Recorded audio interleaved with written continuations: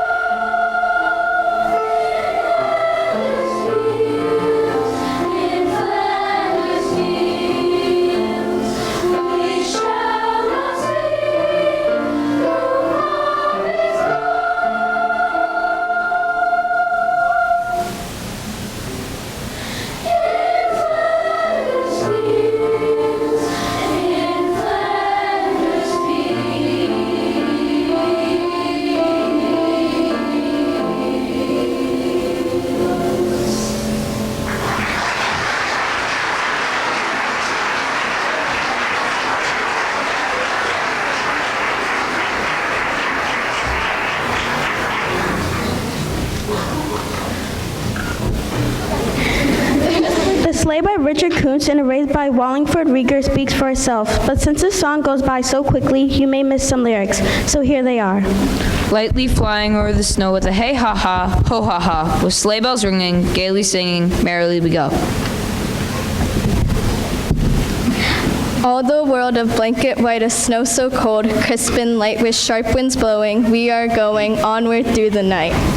There is also a good deal of high-eyeing, and hallowing too, and so forth. We have had a lot of fun with this piece, and we hope you like it too. Mr. C. And I will like to take this opportunity to introduce our amazing accompanist, Anita Davids. And we're about to put her through her paces this time.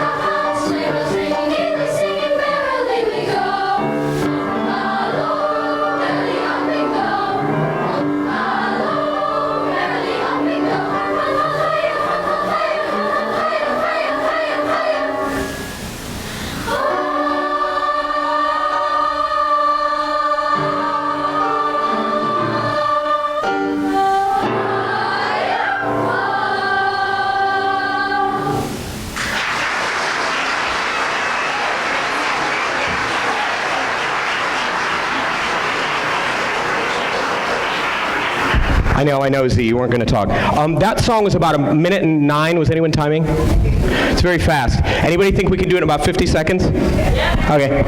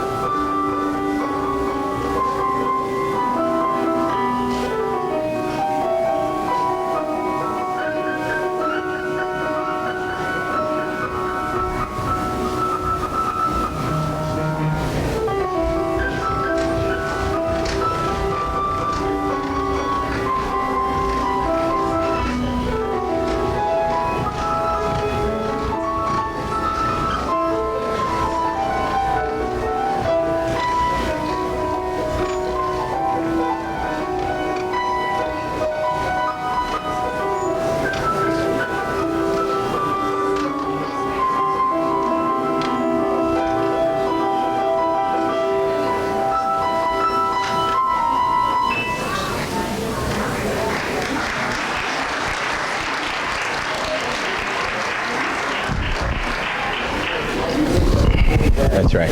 So our traveling music is being presented today by Gianna Hughes, so I'm so glad to have her.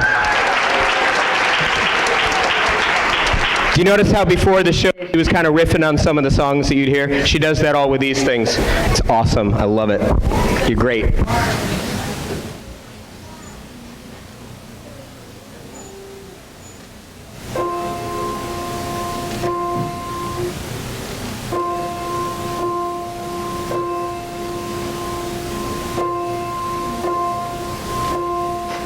Time to go.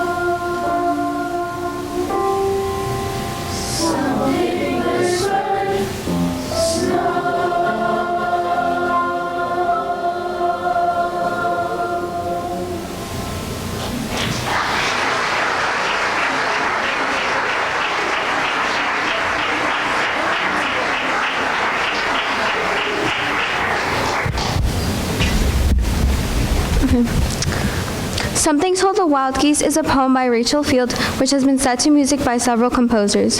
This hopefully major key rendition is by Andy Beck. Miss Field also wrote the English lyrics to Franz Schubert's Ave Maria, which is featured in the 1940 Disney animated film Fantasia. Our next piece, Hashivenu, is the prayer sung in a synagogue as the ark is closed after the Torah service. It is one of the most significant prayers in Jewish tradition, and its lyrics are from the Book of Lamentations.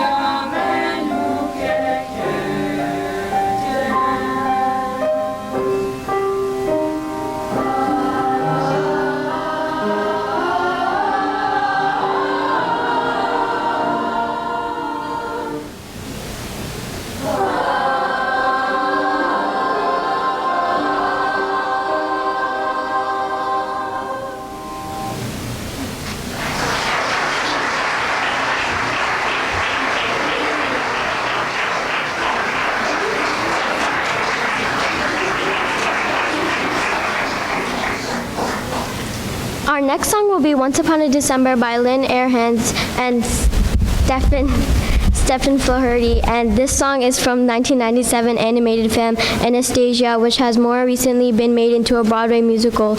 We hope that you enjoy the soaring melodies and dramatic key changes.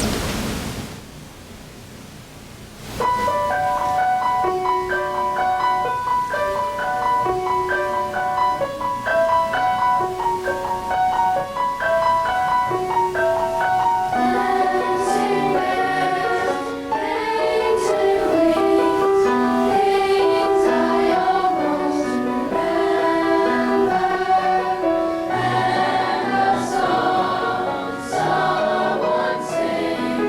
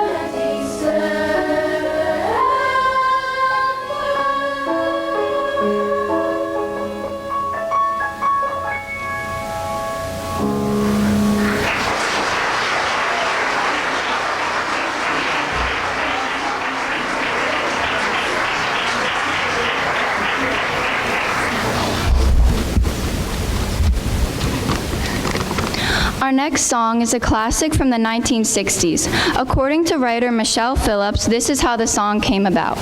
It was 1963 and she was newly married to John Phillips. They were living in New York City, which was having a particularly cold winter. John would walk around the apartment at night working on tunes.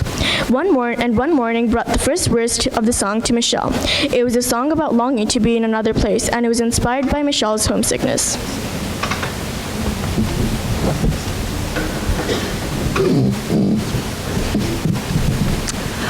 Michelle enjoyed visiting churches, and a few days before, she and John visited St. Patrick's Cathedral, which inspired the second verse. John hated the verse, and he was turned off to churches by unpleasant memories of parochial schools, but he couldn't think of anything better, so he left it in.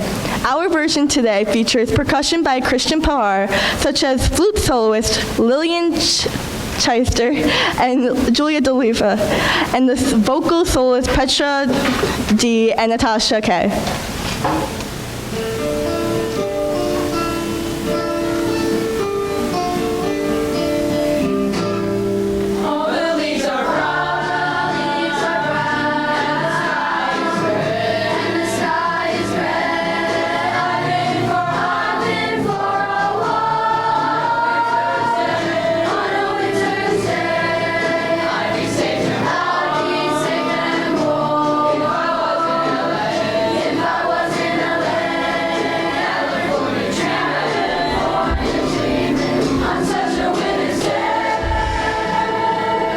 Stopped into a church I passed along the way. Well, I got down on my knees and I pretend to pray. You know the preacher likes the cold. He knows I'm gonna stay. California dreaming on such a winter's day.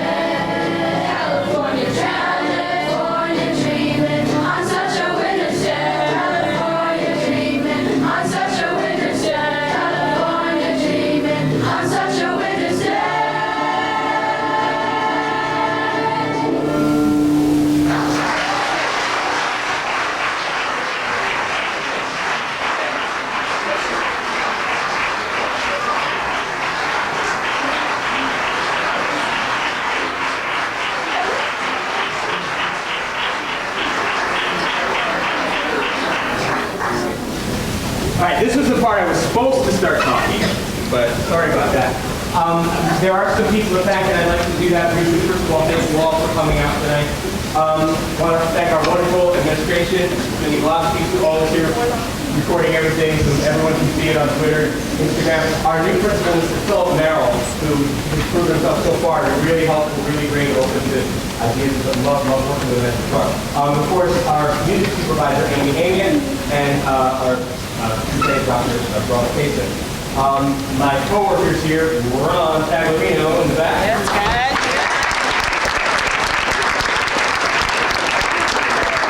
He he was wrangling 7th graders in the cafeteria when we were doing warm-up and stuff, and I had to be in the other room. So thank you, Ron. And I look forward to Miss Melissa Clark.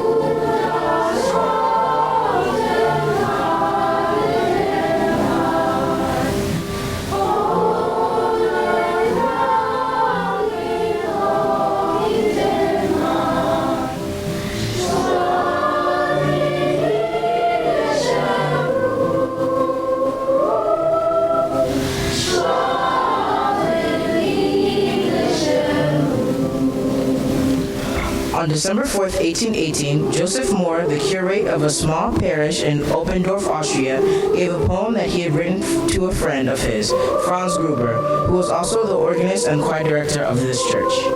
He asked Mr. Gruber if he could write music for his poem and that he might write it for 2 solo voices and guitar accompaniment.